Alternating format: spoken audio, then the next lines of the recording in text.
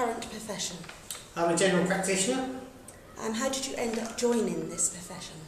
Well, I studied medicine, and then after that you do about 3.5 years of further training, and then you can become a general practitioner. If you had to choose again, what would you choose? Interesting question. I mean, general practice has changed a lot in the last 20 or so years, and it's originally, I think we might come on to this later, it was a very personal service, and now it's becoming just higher volume, much faster turnover, and it's not quite what it is. So yeah, I may well have chosen another area of medicine to go into. And what would you change about your current profession at the moment? I think what I was just alluding to earlier is that over the years, because of increased expectations from the government, increased demand from patients, we're seeing more and more self-limiting illnesses, so we spend a lot of time seeing things that actually would have got better themselves, and telling people mainly that they don't need treatment rather than they do need treatment. And I think something in the way that we access this service needs to be probably changed.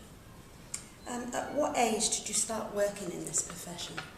I suppose I would have been about 28, 27, something like that. 27.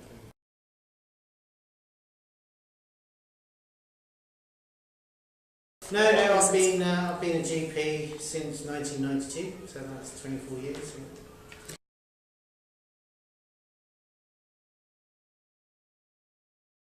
I think you have to be hard-working. You have to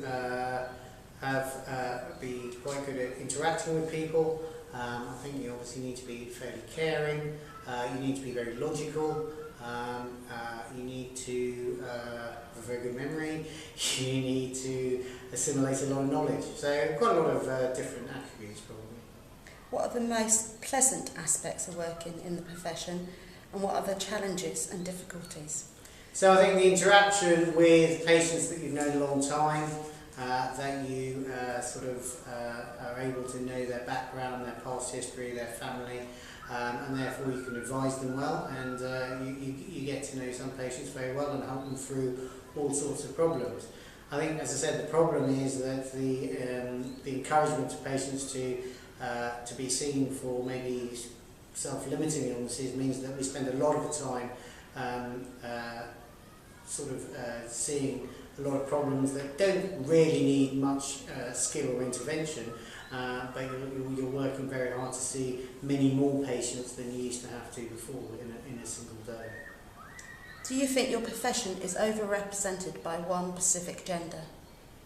No, not at all. In fact, I think it's more, I think 70% of trainees in general practice now are actually now female. So, in fact, it's gone from being quite a male-dominated one to being quite female-dominated, because relatively, I think the income has come down. Therefore, it's not the first income that that it used to be, and increasingly, again, with the lack of continuity, there's much more part-time working, and therefore, it's become very popular amongst females. If a young person wants to join this profession, what does he or she need to know before joining? There's very hard work, and you need to, obviously there's a lot of preparation in terms of studying medicine and then studying to be a general practitioner. So there's a lot of study involved, and then a lot of hard work and dedication. And do you get a good work-life balance in this profession? That would not be a reason to go into it. Thank you.